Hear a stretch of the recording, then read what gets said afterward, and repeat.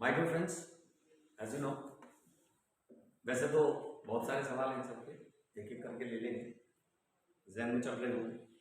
लेकिन आज जो मेन सवाल हम बात कर रहे हैं वो कर रहे हैं कि जितनी भी हमारी यूनिफॉर्म सर्विसेज हैं उनमें फिजिकल फिटनेस वाली जो बात है या मेडिकल फिटनेस वाली जो बात है उसमें क्या क्या तो हमें चाहिए, और अगर कुछ गड़बड़ है तो उसे कैसे ठीक किया जाए। और ये जो इन्होंने समस्या बताई है फ्लैट फुट की, इन्होंने बताया कि सर क्या फ्लैट फुट को लिया जा सकता है? फ्लैट फुट क्या, तो पहले तो ये बताएं कि इस समस्या को क्या आप लोग समझते हैं फ्लैट फुट? नहीं समझते, एक्सप्लेन करते हैं। फ्लैट फुट का यहाँ पे मतलब है कि जब पैर रखते हैं ना जमीन पे, तो अगर आपने देखा होगा तो पैर जमीन पे उसका जो मार्क आता है, जैसे पैर को आप गीला करके जमीन पर अगर रखो तो उसका जो प्रिंट बनेगा उसमें उंगलियों के निशान बनेंगे, और अगला वाला जो हिस्सा रहेगा पैर का उसके निशान बनेंगे, और एड़ी के निशान बनेंगे, और हल्की सी टच होगी साइड में। नीचे से जो तलवा है पैर का, तलवा समझते हैं, सोल बीच का, वो जगह खाली रह जाएगी। ऐसे ही बनता है पैर का निशान? सबका ऐसे बनता है? जिनका ऐसा नहीं बनता, जिनका पैर पूरा का पूरा छप जाता है ग्राउंड पे, that is called flat foot. आया कुछ समझ में? Yes sir. अब क्लियरली समझ में आ गया, उसे हम फ्लैट फुट कहते हैं। तो जिन जिन का पंजा पैर का निशान ऐसा बनता है कि पूरे का पूरा ही निशान जमीन पे बन जाता है, तो समझ लीजिए उनको फ्लैट फुट का प्रॉब्लम है। अब इसको दूर करने का तरीका इन्होंने कहा क्या है, तो इसका तरीका है, लोगों को लगता नहीं कि है। फ्लैट फुट के लिए अगर आप डिफेंस की बात करें, जब वहां मेडिकल होगा आपका, तो वहां आपको PMU कर दिया जाएगा। मतलब क्या कर दिया जाएगा? जरा मेरे साथ बोले, PMU, परमानेंटली बोलो, परमानेंटली मेडिकली अनफिट। एक होता है TMU, बोलो, टेम्परेरीली मेडिकली अनफिट। अब TMU और PMU दो कैटेगरी आ गई। फ्लैट फुट PMU के अंदर है, परमानेंटली मेडिकली अनफिट। इसी तरह अगर कुछ आपका ऑपरेशन वगैरह कुछ हो रखा है मेजर, या कोई टूट फूट हो रखी है आपके अंदर, तो वो भी सब PMU कैटेगरी में आते हैं। या कुछ आपको ऐसा असाध्य रोग है जो ठीक नहीं हो सकता, इनक्योरेबल है, वो भी PMU कैटेगरी में आता है। TMU कैटेगरी में क्या क्या आता है? TMU कैटेगरी में ऐसी चीजें आती हैं जो फिलहाल तो गड़बड़ है आपकी, पर ठीक की जा सकती है ट्रीटमेंट के बाद या थोड़ी मेहनत के बाद। जैसे कई बार आप जब भर्ती होने जाओगे तो उसमें एक रिमार्क वो लिख के देंगे, पहले तो लिखेंगे TMU, फिर उसको नीचे खोलेंगे, लिखेंगे वैक्स इन बोथ ईयर्स। मतलब ये कि दोनों कानों में मैल है, उसको साफ करा के आ जाओ। आपको टाइम दिया जाएगा 1 महीने से 3 महीने का, कई बार 1 हफ्ते का ही टाइम दिया जाता है कि जाओ भाई साफ करा लो। अभी से साफ कराने में कोई इतने दिन थोड़े लगते, लेकिन फिर भी आपको इनफ टाइम देती है गवर्नमेंट, राइट? और ये जनरली ज्यादातर सब बच्चों को ही मिल जाता है ये रिमार्क, जनरली। क्यों? क्योंकि हम में से ज्यादातर लोग इस बात पर ध्यान ही कहाँ देते हैं कि भाई कान भी साफ करा लो कभी। हाँ, बचपन में कभी मम्मी ने 2 लगा के साफ किया होगा कान, फिर हमने बैठना ही बंद कर दिया होगा मम्मी के पास, है ना, राइट?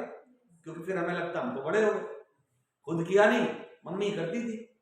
पुराने जमाने में तो आप देखो तो मम्मी 2 चांटे भी लगाती थी और साथ में तेल भी डालती थी, गर्म गुनगुना तेल, लहसुन का पका के या ऐसा कुछ, दवाई नहीं, फिर दूसरे कान में 2 चांटे, इधर तेल। Yes sir. और अगर आप ध्यान दोगे ना तो ENT पूरा कनेक्टेड है, ear, eyes, nose and throat, ये पूरा सिस्टम यहां से ऊपर का एक ही है। अगर आप ध्यान से समझना चाहें इस बात को, तो आपने देखा होगा अगर कान में या आंख में, कई बार नाक में भी अगर आप दवाई डालोगे तो कई बार मुंह कड़वा हो जाता है, कईयों का हुआ होगा। वो यही रीजन है, क्योंकि ये पूरा सिस्टम ही एक है। डॉक्टर्स भी इस साइड के अलग ही होते हैं, नाक कान गला रोग विशेषज्ञ ऐसा लिखा रहेगा। Yes, sir. उसको लिखा रहेगा ENT, डॉक्टर के टाइटल में। am I right? Yes, sir.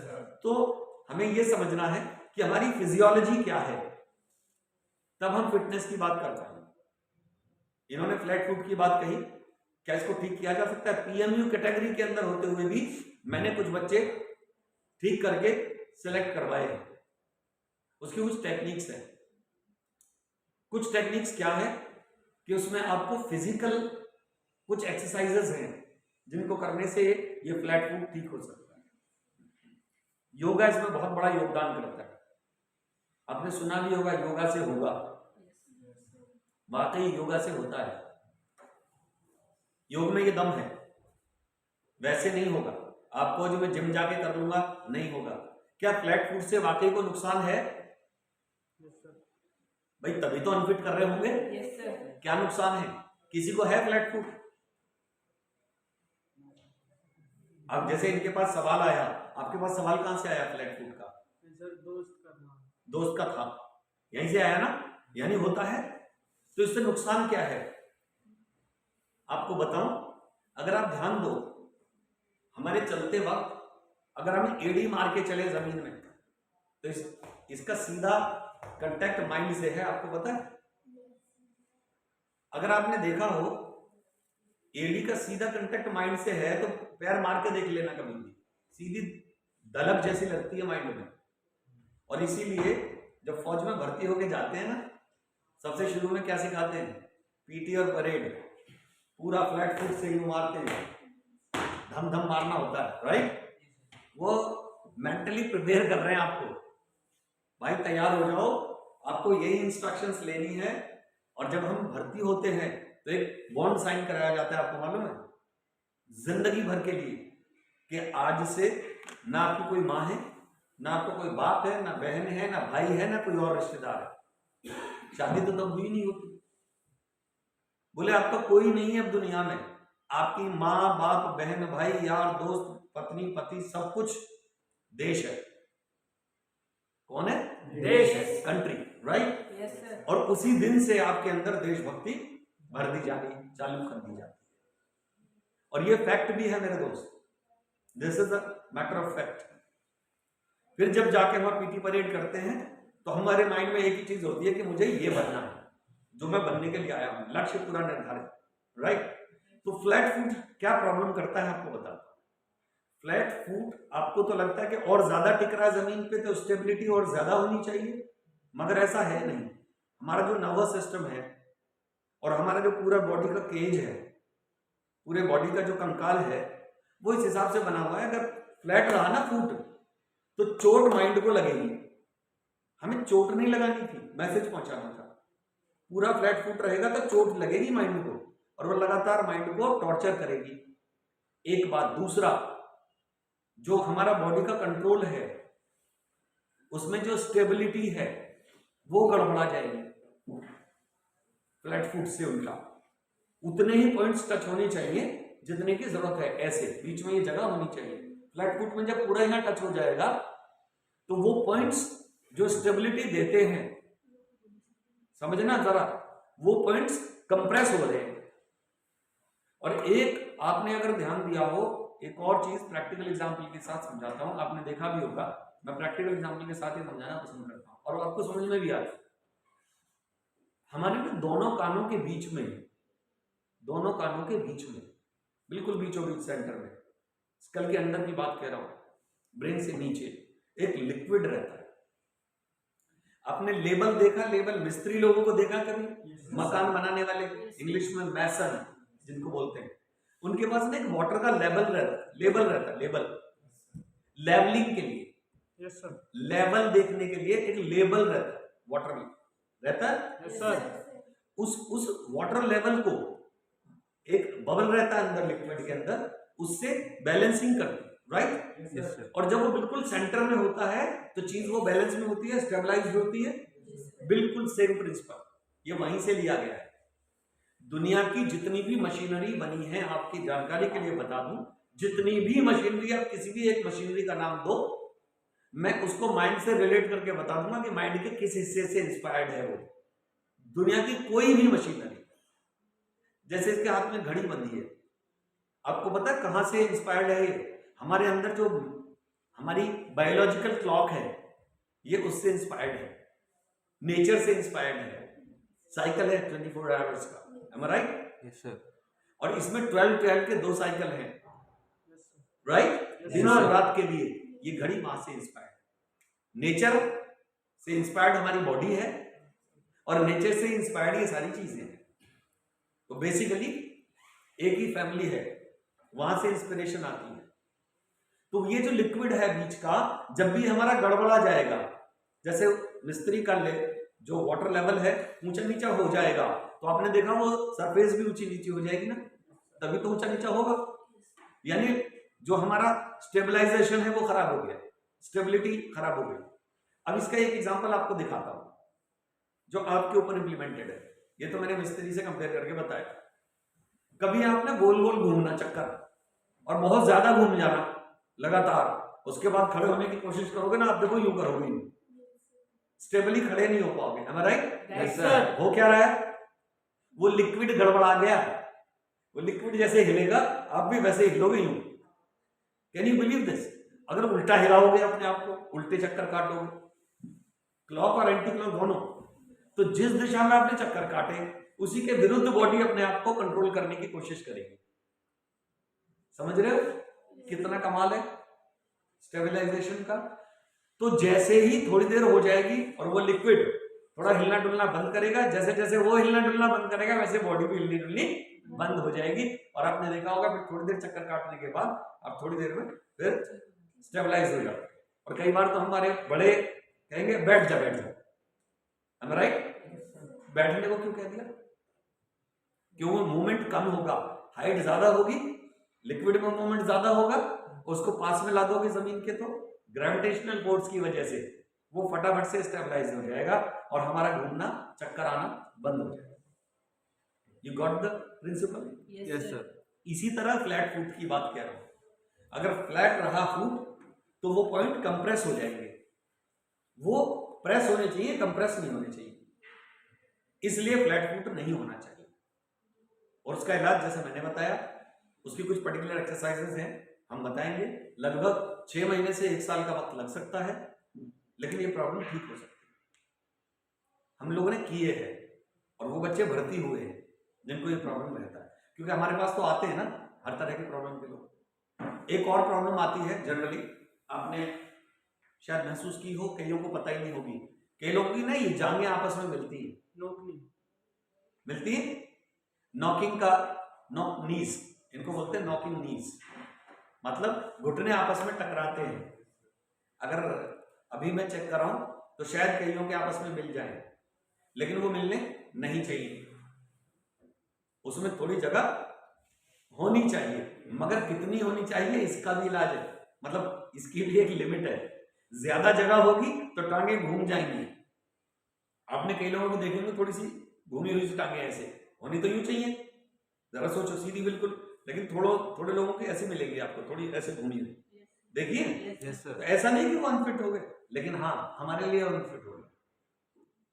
असल लाइफ में आपके वो जिंदगी में ठीक है, मगर असलियत में उसमें कमजोरी आ गई टांग में, क्योंकि ये इनके ऊपर जितना प्रेशर डलेगा ये और घूम जाएंगे। सर ये भी पीएमयू में आता?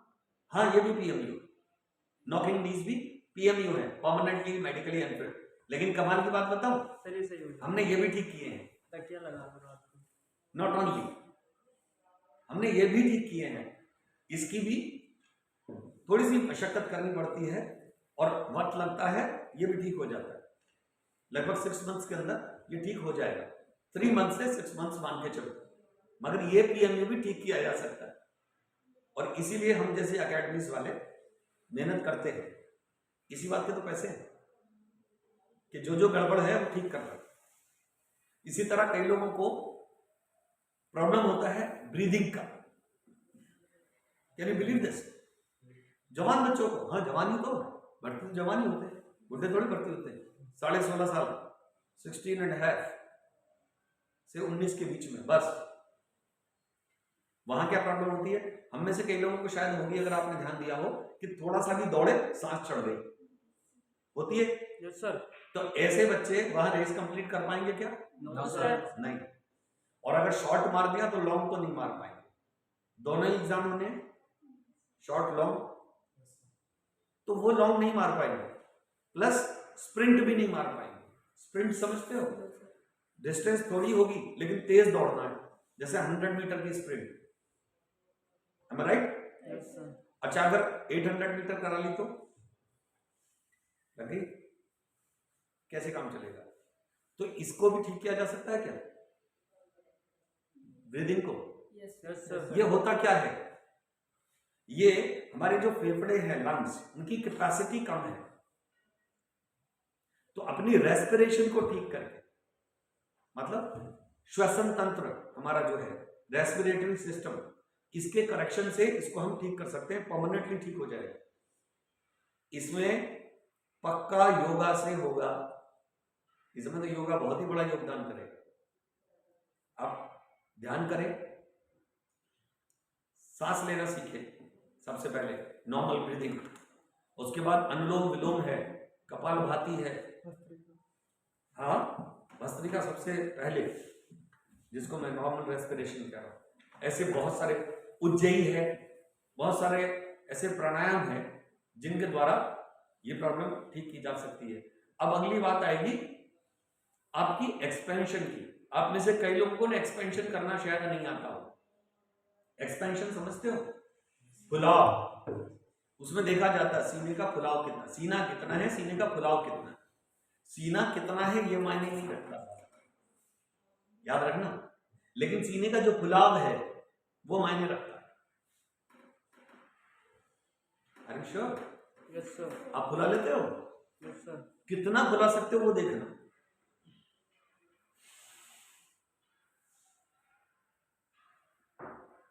फिर उसको होल्ड कर। मैं बात कर रहा हूं, मैंने फिर भी होल्ड किया हुआ। Can you feel it? महसूस हो रहा है?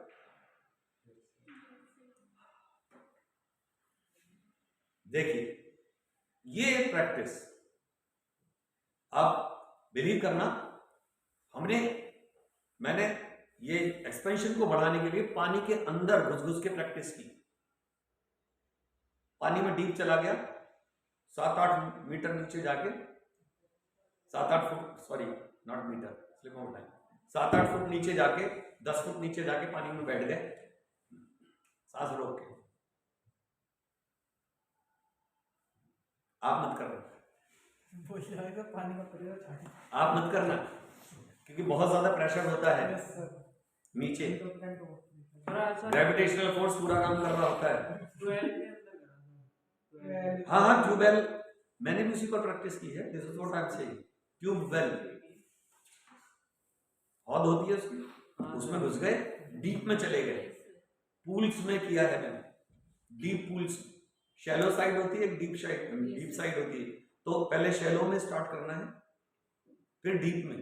कई लोग तो इतना डरते हैं, गंगा जी में एक डुबकी लगाने में दम निकल जाता है, राइट? Yes sir. और कई लोग पानी में घुस के ना आराम से बैठे रहे। लेकिन इस प्रैक्टिस को पहले बाहर करना, डायरेक्टली पानी में मत कर लेना। हमने तो जान जान के पंगे लिए प्रेशर के साथ, क्योंकि लक्ष्य कुछ और था ना, फाइटर पायलट। सोचो, तो वो प्रेशर बहुत ज्यादा ग्रेविटेशनल फोर्स होता है, एटमॉस्फेरिक प्रेशर भी होता है, एपी भी होता है, ग्रेविटेशनल फोर्स भी होता है, यस सर। और एटमॉस्फेरिक फोर्स भी होता है, एटमॉस्फेरिक प्रेशर, दोनों हो गए, वो प्रेशर भी आएगा। तो इनको मैनेज करने का सबसे अच्छा तरीका, पहले नॉर्मल अपने श्वास को कंट्रोल करके एक्सरसाइज करें, श्वास को होल्ड करना सीखें। अंदर कितनी देर होल्ड कर सकते हैं। जैसे जैसे आप इसकी कैपेसिटी बढ़ाते चले जाओगे, आपका अंदर का जो एक्सपेंशन की पावर है वो बढ़ती चली जाएगी। जितनी देर आप सांस रोक सकते हो, आप कभी होल्ड करके देखना, क्या लोग तो 30 सेकंड्स में पूरा दम निकल जाएगा, लेकिन 30 सेकंड भी कम नहीं होते। 30 सेकंड बहुत देर में होते हैं जब सांस रोक के बैठो। सर अंदर ऐसा लगता है, वैसे तो फटाफट हो जाता, अंदर लगता है अब तो गए, प्राण पखेरु से उड़ जाएंगे, राइट? Yes sir. बाहर प्रैक्टिस करिए, उसके बाद आप पानी में प्रैक्टिस करके इसको बढ़ा सकते हैं। पानी की जरूरत भी नहीं है, आप बाहर में प्रैक्टिस कर सकते हैं। और फिर आपको प्रैक्टिस सीखनी है एक्सपेंशन की, वो हम सिखा देते हैं। एक्सपेंड कैसे करना, नहीं तो वहां पिटाई हो जाएगी, आपका सब कुछ ठीक होते हुए भी भगा दिया जाएगा, हट करना ही नहीं आ रहा। कितना मांगते हैं? मिनिमम 5 तो मांगते ही है। तो आपको पता है कितना की तैयारी करनी चाहिए? 10+ की तैयारी करनी चाहिए, क्योंकि तुम्हारे 10 उनके 5 भी बैठेंगे। सेंटीमीटर गुलाब एक्सपेंशन तो तुम तो 10 बताओगे अपने, उनके यहाँ 5 ही निकलेगी। तुम्हारी 5-8 हाइट है, उनके यहाँ 6 ही रह जाएगी। वो तो इंचों में घटा देते हैं, सेंटीमीटर को छोड़ो। सर में मारेंगे फट से फटा, और जैसे ही सर पे आगे लगेगा थोड़ा सा तो आदमी होएगा पीछे, बस वहीं बोले कम है हाइट। जिनकी खूब है उनका तो चल जाएगा, काट लो कितनी काट लो राइट। लेकिन जिनकी कुछ सेंटीमीटर्स का ही मार्जिन आ रहा हो तो उनके तो भैया वो घटा देंगे पक्का, वो तो गए काम से। तो इनकी सबकी टेक्निक्स हम सिखाते हैं अपने सेंटर पर, हम सारी टेक्निक सिखाते हैं कैसे बचना इन चीजों से। अब क्यों सिखा पाते हैं? मैंने आपसे बताया था कि मैं ट्रेनिंग सेंटर में ही जाते ही मेरे को स्क्वाड्रन कमांडर बना दिया गया था।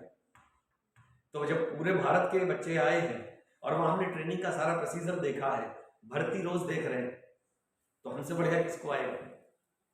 और सोचो इसी सिलेक्शन सेंटर से सिलेक्ट हुए हैं, दिल्ली वाले से, रेस कोर्स, राइट। तो ट्राई टू अंडरस्टैंड, जिस फील्ड के हो उस फील्ड की नॉलेज आ जाती है, काम कर रहे हो तो आ ही जाएगी, ऑब्वियस है, nothing big. Try to understand कि इन चीजों से पर्सनल लाइफ में भी बहुत फायदे होंगे, यू नो व्हाट। क्योंकि अगर आप टोटल बैलेंसिंग चाहते हो अपनी लाइफ की, तो ये सोचकर चलना कि सबसे पहले आपको फिजिकली फिट होना जरूरी है। अगर आप फिजिकली फिट हो ना, फिर अपने आप को मेंटली फिट बनाओ। फिजिकली मेंटली फिट हो, फिर एजुकेशनली फिट बनाओ, फिर अपने आप को प्रोफेशनली फिट बनाओ, लाइफ अपने आप फिट हो जाएगी। बहुत सिंपल सा फंडा है। तो ये जो मैंने एक्सपेंशन वाली बात कही है, इस पर बहुत काम करना। सांस भरो, होल्ड करो। Excuse me. अच्छा, एक सवाल सच सच बताना, ईमानदारी से पूछ रहा हूं, हम में से कितने लोग सुबह सुबह एक्सरसाइज करते हैं? भाई मैं तो करता हूं, सबसे पहले मैं अपनी कहता हूं। ओके ओके, कहीं तो कह रहे क्या फायदा सर 1 साल हो गई छोड़ो। अच्छा, पहले कर रहे थे, रेसिंग करना। Very good. हाँ, आपकी एथलेटिक बॉडी है, रेसिंग वाली बॉडी। भाई क्या इरादा है? कह रहे सर पहले तो मैं बढ़ा रहा हूँ, बाद में सर एक्सपेंशन करेंगे, अभी एक्सपेंशन चल रहा है। मेरे भाई एक बात समझ लेना, फिजिकल फिटनेस की आदत डालनी है तो बस अभी डलेगी। अगर आप इस गलत फहमी है कि बाद में डाल लेंगे तो नहीं डलेगी। आप बिलीव करोगे, मैं रोज सुबह सुबह करता ही हूं, और अगर मैं एक दिन ना करूँ ना, मेरे को अगले दिन अलार्म बजने लगती है बॉडी में जगह जगह। हर जोड़ ये कहने लगता, भाई साहब लॉक हो रहे हैं हम, खोल दो जरा। तो फिर मैं अगर शाम सुबह में टाइम नहीं मिला तो फिर मैं शाम में कर लेता हूँ। कोई से भी टाइम आप कर सकते हैं। और बहुत पीछे तो ऐसा दौर गया मेरा, दोनों टाइम कोविड में और कोई काम ही नहीं था, कोई धंधा तो था नहीं, लोगों के वेट बढ़ रहे थे, पेट बढ़ रहे थे, am I right? Yes sir. तो मैंने सोचा यही करूँ, सुबह शाम 2 टाइम एक्सरसाइज, यही हो सकता था। कईयों की एक्सरसाइज पुलिस करा रही थी डंडे के जोर पे, बाज ही नहीं आ रहे थे, am I right? Yes sir. और कई तो कह रहे थे कुछ ना, सब बेकार है, कोविड वोविड कुछ ना, कुछ ना हो रहा, सब बकवास है। वैसे बकवास था या असली था? बकवास। आप लोगों को क्या लगता है? सर बकवास था। असली था? नो हाँ भाई, था। किस किस को लगता है? कईयों को लगता नहीं था, कईयों को था। मैं बताऊं? सर जिसको लगता था उसके लिए था ही नहीं। नहीं, मैं एक सर हाँ, अगर सर गाँव में तो सर कतई नहीं था, रियल बात है। बिल्कुल भी नहीं था। नहीं सर। अच्छा, सर सब ना सर जैसे सर पहले रहते थे ऐसे रहे सर कोविड में। कुछ नहीं हुआ? है नहीं सर, किसी को भी सर एक भी पेशेंट नहीं निकला कोविड। गाँव में, आसपास के गाँव में भी नहीं निकला सर। आपको बताओ ये था क्या? अगर आपने बायोलॉजी पढ़ी होगी, मैंने 12th बायो में अपने पढ़ा था, उसमें एक चैप्टर है, एक इन्फ्लुएंजा का वायरस है ये, जिसका नाम है कोविड-19। This is just a type of influenza virus. Influenza समझते हो? ये जो हमें नजला, जुकाम, खांसी होता है, यानी रेस्पिरेटरी सिस्टम का ही वायरस है। तो भाई साहब कुछ तो था और कुछ लोगों ने बना दिया, और ज्यादातर वालों ने बनाया। किसने बनाया? मीडिया ने और नेताओं ने, अपने माइलेज के लिए। उस बीच में देखो ना, इन्होंने सारा उलट पुलट कर लिया, आपको मुझे तो पता भी नहीं चला। सोचकर देखो ना, किसी को सर जबरदस्ती मारा गया। और हुआ क्या कि कुछ तो था, कुछ हुआ बना दिया। इन्फेक्शियस तो है ये वायरस, ये भी ध्यान रख लेना। इन्फ्लुएंजा का वायरस इतना इन्फेक्शियस होता है नॉर्मली भी। इससे पहले भी लोगों को नजला जुकाम होते थे, और आपने अगर महसूस किया हो तो, अगर हमारा कोई यार दोस्त है, उसके हम बहुत क्लोज हैं, उसको नजला हो गया तो उसका ठीक होगा, लेकिन हमें भी हो जाएगा उसके बाद। फॉलोड बाई है ये। जैसे वायरल फीवर होता है घर में, किसी एक को हो जाता है, फिर एक एक करके सबको चपेट में लेता है क्या? आई फ्लू होता है, आई फ्लू, आंखों का, आंखें आ जाती है गर्मियों में। एक की आ गई, उसको थोड़ी देर देख लोगे तुम्हारी भी आ जाएगी, नॉट अ जोक। तो था, लेकिन बना क्यों दिया ज्यादा, और क्यों बन गया? जिन लोगों की इम्यूनिटी कमजोर थी उन पर अटैक हुआ ज्यादातर। यानी शहरी लोगों की इम्यूनिटी पहले ही कमजोर होती है, इसलिए गांव में असर ज्यादा नहीं किया। गांव में फ्रेश एयर, फ्रेश खाना, सब कुछ फ्रेश होता है, नेचर पूरी फ्रेश होती है। और गांव में क्या करता है बंदा, गया है घूमने टहलने, तो नंबर 2 के लिए भी कहाँ जाता है? जंगल में घूमते हुए। और वो केवल इतना ही नहीं करता, वहां से फ्रेश होकर फिर एक गन्ना तोड़ा, और गन्ना चूसता हुआ आ रहा है, घर तक आते आते खत्म करना ही है, टारगेट रहता है। या खेत में मूली लगी है, गाजर लगी है, शलजम लगी है, टर्निप है, कुछ चुकंदर है, फूल गोभी है, पत्ता गोभी है। आपको बताओ, इम्यूनिटी स्ट्रॉन्ग करने का सबसे बढ़िया तरीका, उनको कच्चा खा जाओ। हमने बहुत खाया है, खेतों की तरफ सुबह में हम भी ऐसे जाते थे, जबकि घर में था। Try to understand. लेकिन वो जो फ्रेश चीजें खाने को मिल रही हैं गांव वालों को, उसमें भी बिल्कुल प्योर ही माल खाएंगे। अगर बंदा तोड़ लिया, पहली बात तो आजकल बंदा खाते नहीं लोग जल्दी से, वो कहते हैं इन्हें से जानवर खाते हैं। तो शहर में सब जानवर है क्या? सर चाउमीन खाते, गांव वाला जल्दी से नहीं खाएगा, ये बात भी सही है। वहां चाउमीन में सब खा लेंगे, वैसे नहीं खाएंगे। मैं नहीं खाता, चाउमीन में चाट लेता हूँ, वहां खाना दूंगा तो चाट ही पीऊंगा। Try to understand. लेकिन उसमें है क्या? अजीनोमोटो डाला जाता है, जो कि बहुत ही डेंजरस पॉइजन है, स्लो पॉइजन, जो चाउमीन में लोग डालते हैं, जिससे आपको टेस्ट आ जाता है, वो जो थोड़ा सा तीखापन है। और सिट्रिक एसिड डाला जाता है, थोड़ा सा एसिटिक एसिड डाला जाता है। सोचो जब एसिड डल रहे हैं तो अंदर जाके क्या करेंगे भाई? ऑब्वियसली एसिडिटी बनाएंगे, एसिड एसिडिटी तो बनाएगा। Try to understand. इसलिए गांव वाले बच गए। और फिर क्या हुआ, जो बीमार हो रहा था, उसका सबसे आसान तरीका क्या है? अबे इसको तो कोविड हो गया, छोड़ दिया, छोड़ दो, कुछ करना ही नहीं। और उसके बाद मर भी गया तो बॉडी नहीं देंगे। अरे भाई, तुमसे कोई पूछे तुम्हारे पिताजी की बॉडी है, तुम्हें बॉडी तो दे दो, फिर उसके लिए कार्रवाई। बहुत से लोगों को बॉडी नहीं मिली, इज राइट। हाँ, ऐसा भी हुआ। मगर जिन्होंने एहतियात थोड़ा बरत लिया, वो बिल्कुल ही ठीक रहे। मगर आप अगर देखोगे ना, तो वो जो बहुत ज्यादा लोग यूज कर रहे थे, तो पागल हो गए बिल्कुल। सैनिटाइजर, वो भी कैंसर, उनकी स्किन खराब, उनको स्किन के कैंसर हो गए। मजाक नहीं है भाई, लिमिट में हर चीज ठीक है, अति मत करो। इससे अच्छा सबसे आसान क्या था उसमें भी मालूम है? वहां भी गरीब आदमी बच गया। sir. गरीब आदमी कपड़े धोने वाला जो व्हाइट साबुन आता है ना किलो के हिसाब से, उससे हाथ धोता है काली साबुन। आज भी। Am I right? Yes, sir. आज भी उससे जो किलो वाला साबुन आ रहा है। Yes, sir. हम कहेंगे डव दे दो फलाने वाला, या फलानी कोई ब्रांड दे दो, हम उस ब्रांड में जा रहे हैं। Try to understand. तो ये भी एक खतरनाक चीज है। What's time like? तो जहां तक आज के टॉपिक की बात है, देखो टॉपिक बहुत इंपॉर्टेंट है।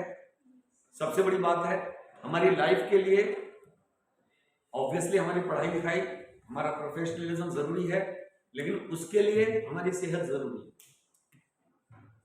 और सेहत जब ही ठीक रहेगी जब हमारी फिटनेस को हम बरकरार रखेंगे। ऊपर वाले ने तो दे दी फिटनेस, मगर उसको बरकरार रखना हमारे हाथ में है। अब इसमें एक चीज मैं यहां जोड़ देना चाहता हूं एंड में, कि दोस्तों ये शरीर जो है ना, ये बड़ा अजीब चीज है। इसके लिमिट्स का कोई अंदाजा नहीं। ओलंपिक में अगर आप देखो रिकॉर्ड होल्डर्स को, तो आप इमेजिन नहीं कर सकते वो कर देता है ये शरीर। Yes, sir. ऐसे ऐसे रिकॉर्ड्स बना देते हैं हम इस शरीर से। Am I right? Yes, sir. तो इसका मतलब इस शरीर की लिमिट्स जो है ना, दिमाग की तरह ही असीमित है। ये अनलिमिटेड पावर है इसके अंदर, बशर्ते आपको उन्हें यूटिलाइज करना, उसे यूज करना। कल हमने सीखा था कि ब्रेन को कैसे यूज करें, आज हमने सीखा है शरीर को कैसे यूज करें। और अपनी शरीर की लिमिट्स बढ़ाना चाहते हो तो बहुत सिंपल सा सिस्टम है, उसे स्ट्रेच करो। स्ट्रेच मतलब उन लिमिट्स के ऊपर काम करो। जैसे श्वास ठीक करना है तो श्वास वाली चीज पे काम करो, बॉडी बनानी है तो ठीक है बॉडी के ऊपर काम करो। पर्टिकुलर जिस हिस्से को बनाना चाहते हो उस हिस्से पे काम करोगे, वो हिस्सा बनेगा, फॉर श्योर है। बनेगा कैसे? Continuous practice. आप कहो मैंने एक हफ्ता एक्सरसाइज कर ली, अब तो मेरा वजन पूरा घट जाएगा, तो एक हफ्ते में जो घटा अगले हफ्ते उससे डबल बढ़ जाएगा। कंटिन्यूटी में करोगे तो मेंटेन रहेगा। तो मेंटेन करना हमारे हाथ में है। And at the end of the day I would like to conclude that stay fit, stay healthy, stay positive, and stay successful in your life. That's all for now.